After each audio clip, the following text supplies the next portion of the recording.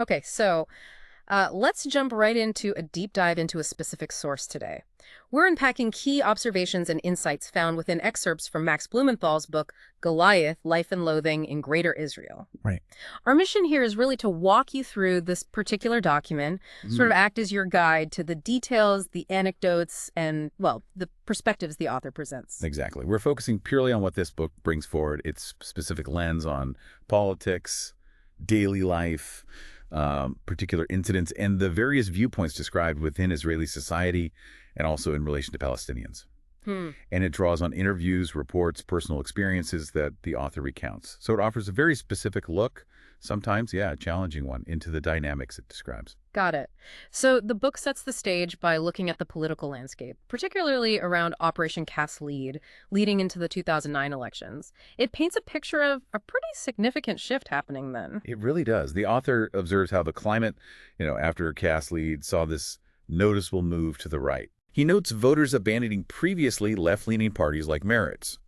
Some apparently shifted to Hadash, which the book identifies as a non-Zionist Jewish Arab communist party, Right. and others even making a tactical vote for the centrist Kadima party.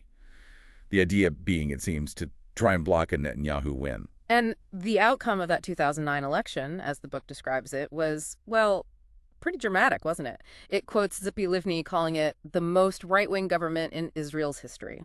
Yeah, and the author states that a large majority of Knesset members in that coalition, like 68 out of 81, came from what he calls extreme right-wing parties. Wow. He even puts the total number of Knesset seats held by who he terms right-wing ideologues higher, at least 75 out of 120. So the book includes perspectives on why this shift happened. It does. It brings in Oren Yiftishel, described as a human rights activist and professor. He's quoted linking this trend to openly declared Jewish colonialist goals and an intensification of apartheid-like measures as popular political agendas. That's the view presented there. Okay. And this is where the author introduces key figures like Avigdor Lieberman. hmm We learn a bit about his background, something about being a former Soviet dissident connection, and the book frames him as a clever political operator. Yeah, exactly. And the book really details Lieberman's method. It's described as mobilizing ethnic tension and class envy. How so? Well, according to the author, he targeted the Russian population and lower-class secular Mizrahim, setting them against the Arab minority and the ultra-Orthodox. I see. And the book shows his party, Yisrael Beitenu, becoming this major political force. It even notes the creation of a whole new position, Minister of Strategic Threats, specifically for him when his party gained leverage. And the book gives specific examples of rhetoric, too. I remember reading something about... Oh, yeah. The author doesn't shy away from recounting things like Lieberman allegedly calling an Arab MK a Nazi collaborator. Right. These kinds of details, as the author presents them, are there to illustrate the intensity of the political environment he's describing. Makes sense. These specific anecdotes, they give you a feel for the climate the author is painting. Exactly. Okay, so let's maybe move from those political shifts the book details to a deeper look at its observations on land, displacement, and this term it uses, Judaization. Sure. The author grounds this in historical context, right? Referencing the 1947-1948 period, the Nakba. Mm-hmm. He connects that historical period directly to later laws, specifically the absentee property law of 1950 and the land acquisition law of 1953. And these laws, according to the book, Well, they basically gave the state the authorization to expropriate property from people, Palestinians, who had fled their homes during the war. and there's a quote the author includes, it's pretty blunt, from a former Begin advisor. Yeah, it's stark, saying, if we needed this land, we confiscated it from the Arabs. We had to create a Jewish state in this country, and we did. Wow. And the book claims that between 48 and 53, something like 95% of new Jewish communities were built on what it describes as this absentee Palestinian land. So this concept of Judaization is key then. How does the author explain that? It's presented as a strategy, intensified in areas like the Negev Desert and the Galilee. Yeah. The book details the methods used, basically, planting new, exclusively Jewish communities, sometimes around, sometimes even in place of existing Arab towns. And the purpose described. It's framed in the book as a way to disperse the Jewish population into majority Arab areas, essentially to interrupt and kind of confine existing Palestinian communities. And the book mentions a specific law here, the community's acceptance law. That's right. Described as allowing small, exclusively Jewish towns under 400 families to reject residency applicants based on suitability. Suitability. And the author notes co-sponsors included parties like Kadima, not just right-wing parties, and that the law was explicitly framed, according to the book, in the spirit of Judaization. Okay. And what about the Bedouins in the Negev? The book gets into that too. It does. It references a quote attributed to Moshe Dan back in 1963, calling them a demographic threat. Yeah, that needed to be neutralized, the quote suggests, by turning them into an urban proletariat. The author describes state actions transferring nearly half the Bedouin population into these, well, reservation-like communities, overseen by organizations like the Or movement, which the book also connects to planting new Jewish towns in the Negev. And he mentions Blueprint Negev. How does that fit in?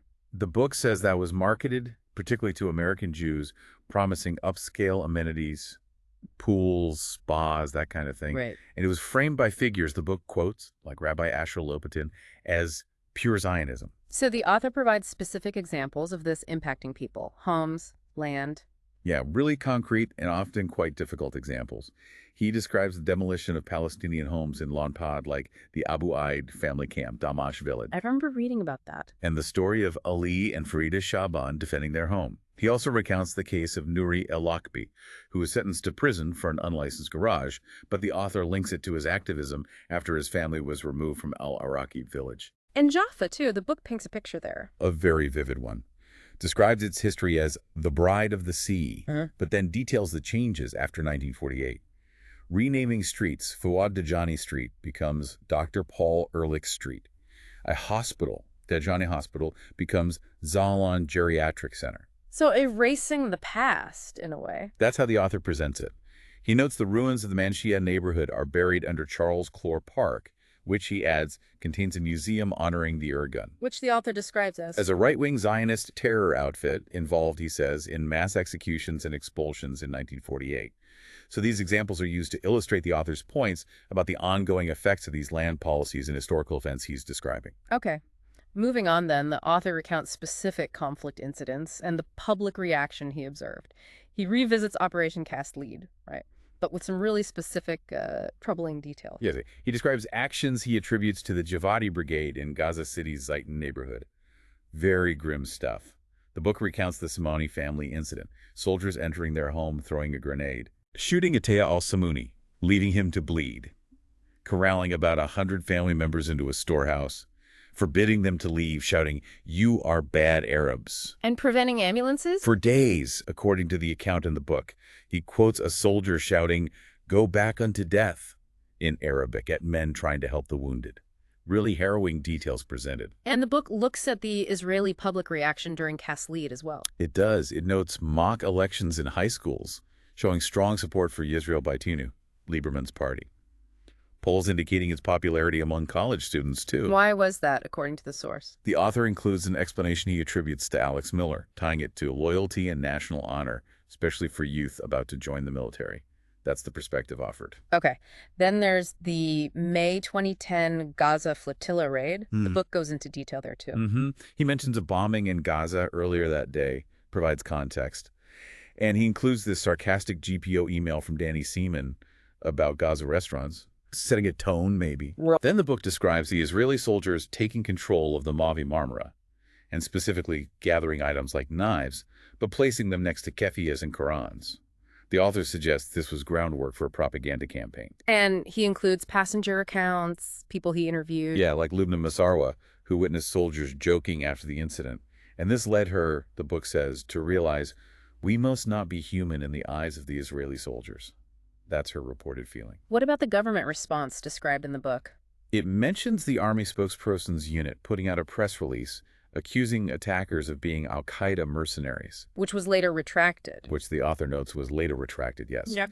He also mentions reporting by Ron Ben Yishai, based on what the author calls interrogation of passengers Ben Yishai termed lynchers. And the Israeli public reaction after the flotilla, how's that depicted? As largely united behind the army, according to the author.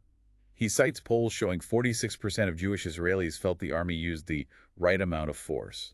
But pretty strikingly, 39% felt not enough force was used. Not enough. Wow. Yeah. And he notes a majority supported the siege of Gaza, rejected an international investigation.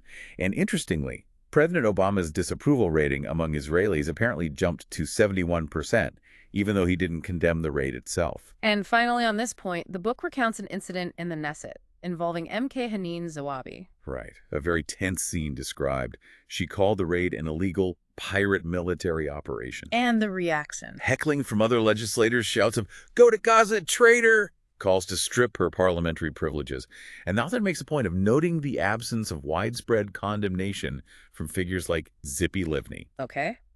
These accounts certainly paint a vivid picture based on the source. So what does the author tell us about the daily experiences of Palestinian citizens of Israel? Well, the book details experiences often marked by discriminatory security measures, as presented by the author. Like what? It mentions the requirement for Arab citizens flying out of Ben Gurion Airport, having to arrive hours early for these really intense checks. Yes, I've heard about that. One friend of the author's quoted describing it as a mandatory proctology exam, and the book notes organizations condemning it as discriminatory. And beyond travel, surveillance. Yeah, the book includes accounts of surveillance and harassment attributed to the Shin Bet.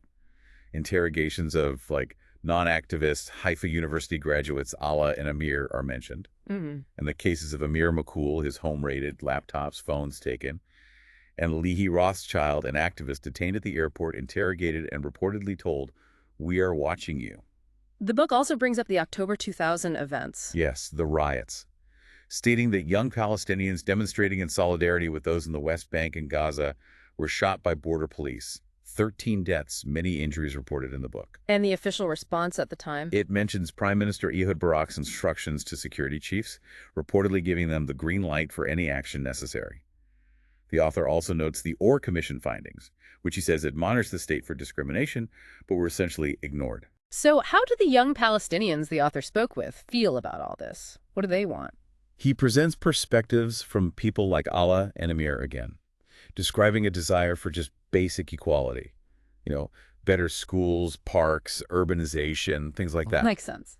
But they also feel, the author writes, that the state actually reinforces things like patriarchy and family feuds, kind of to keep them distracted from advocating for their rights. Divide and rule, almost. That's the implication.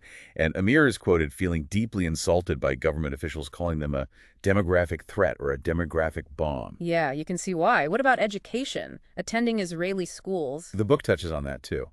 Issues with the curriculum described, what the author calls a singular focus on the mainstream Zionist narrative. And erasing the Palestinian narrative. A described denial of the Palestinian presence before 1948. Azmi Bishara is quoted describing the curriculum starkly.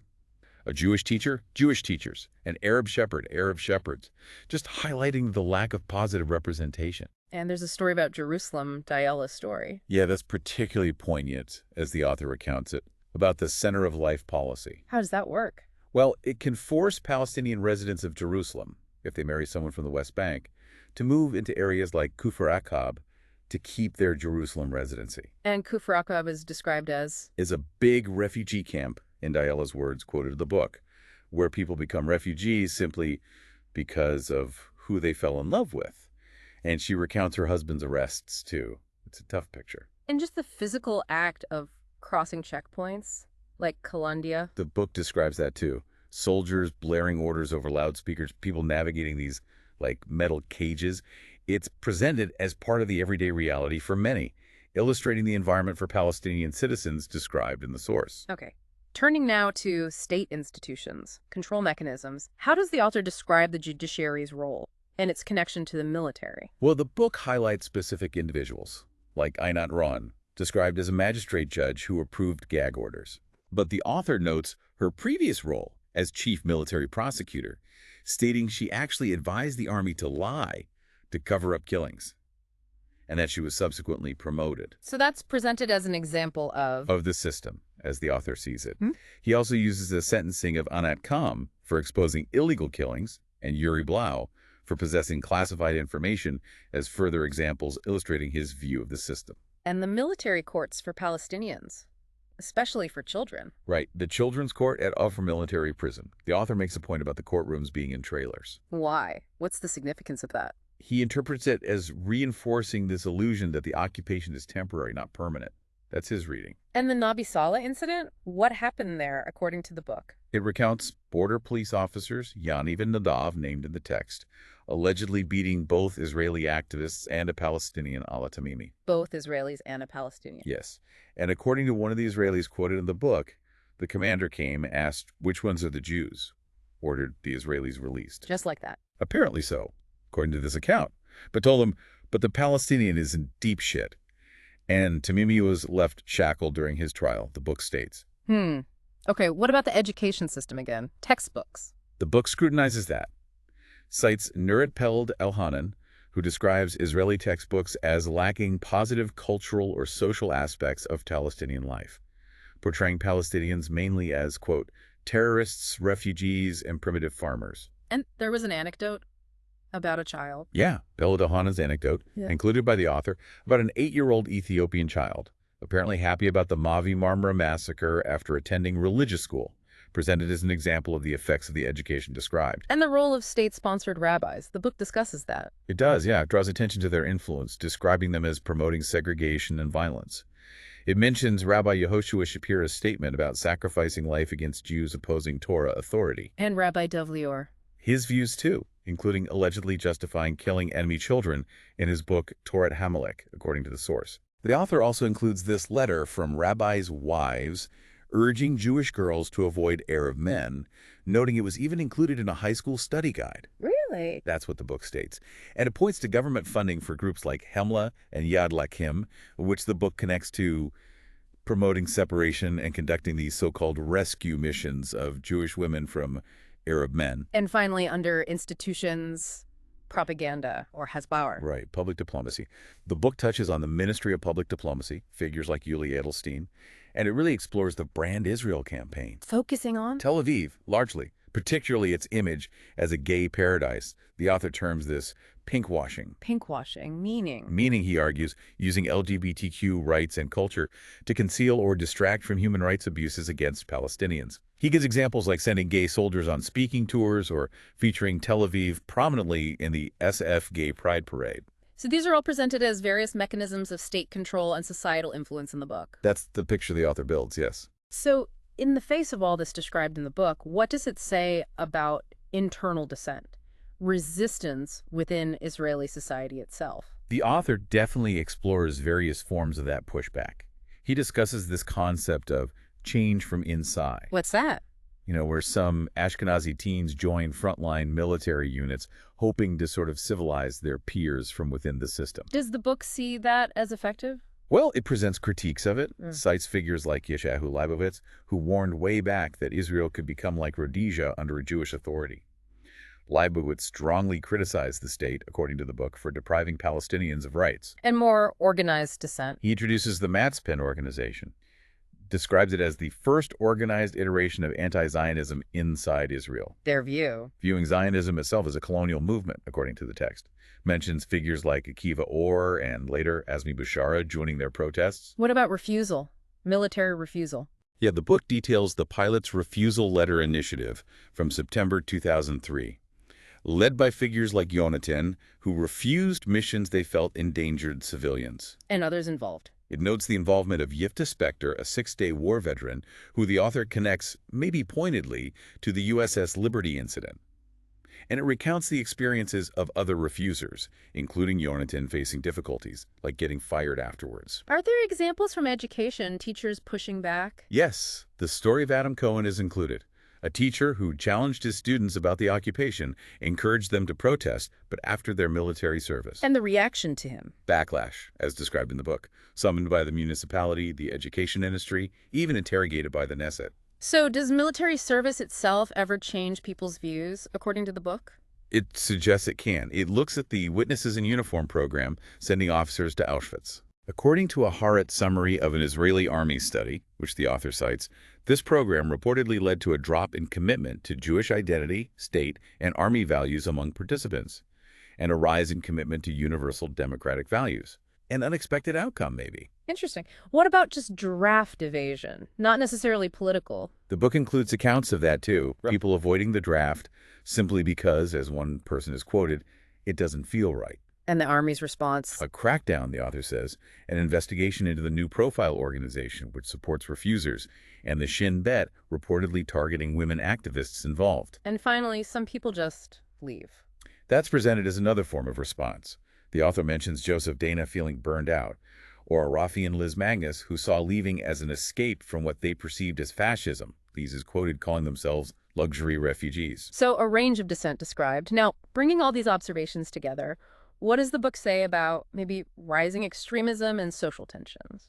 Yeah, the author focuses quite heavily on this, particularly the influence of figures associated with the Khanist movement gaining ground.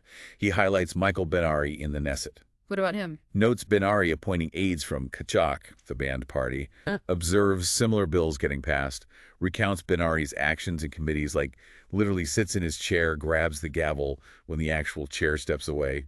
That kind of detail. And Ben-Ari's involvement in demonstrations. Yes, the book details his leadership in anti-African migrant demonstrations in South Tel Aviv, including chants like, Tel Aviv for the Jews, Sudan for the Sudanese. The author calls it a provocative march. And this anti-migrant sentiment, it was widespread. The book presents it as significant, quoting M.K. Miri Regev calling the migrants a cancer in the body of the nation, Eli Yishai, then Interior Minister, supporting deportation. And it cites a Yediot Tel Aviv poll showing 63% support for expelling all non-Jewish Africans from Tel Aviv. So, quite intense. Does the author give specific examples of racism he observed? He does.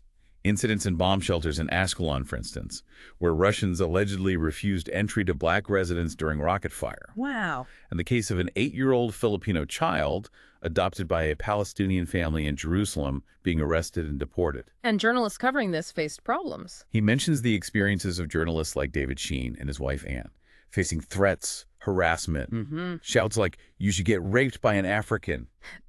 Physical intimidation described. These accounts are used to illustrate the tensions the author is describing. Okay, so pulling all these threads from the book together, how does the author conclude? He introduces this concept of the big quiet. What's that about? Yeah, be quiet is the term the author uses to suggest that the conflict, as he perceives it and presents it in the book, isn't really being solved. It's being managed.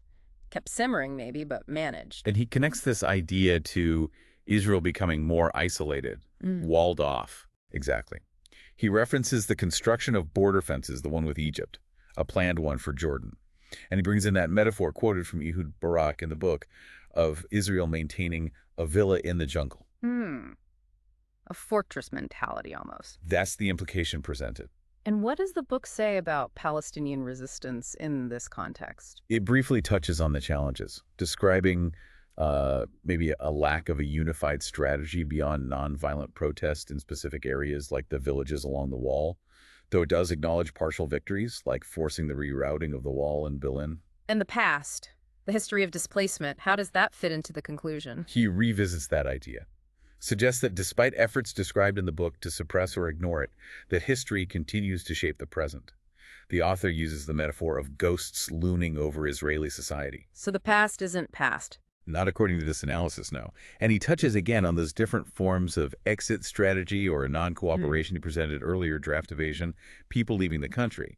These are framed as ways people featured in the book navigate the environment described. Wow.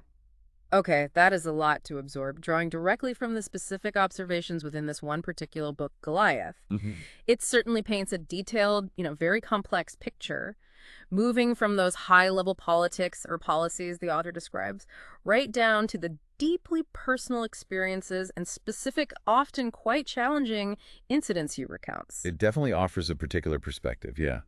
Pulling together all these diverse observations presented by the author, you have a society grappling with political shifts, historical narratives, internal tensions, external pressures, various forms of resistance and control, all laid out as he sees it. Right. It takes us from discussions of Knesset committees and, specific laws down to recounting heartbreaking personal stories of displacement or those difficult encounters at checkpoints. It covers a lot of ground within its chosen frame. So, reflecting only on the content presented in this book, the source material we've just walked through, here's maybe a final thought for you, the listener, to consider. The author describes a society seemingly defined in part by his efforts to draw boundaries, Physical ones, political ones, social, historical boundaries. Right. Walls and lines everywhere. Exactly. Yet the book also reveals these persistent challenges to those very boundaries, challenges coming from within Israeli society and obviously from Palestinians. So what does this book, suggest about the long-term effectiveness or maybe the cost of such efforts to draw and maintain those lines? Something to think about.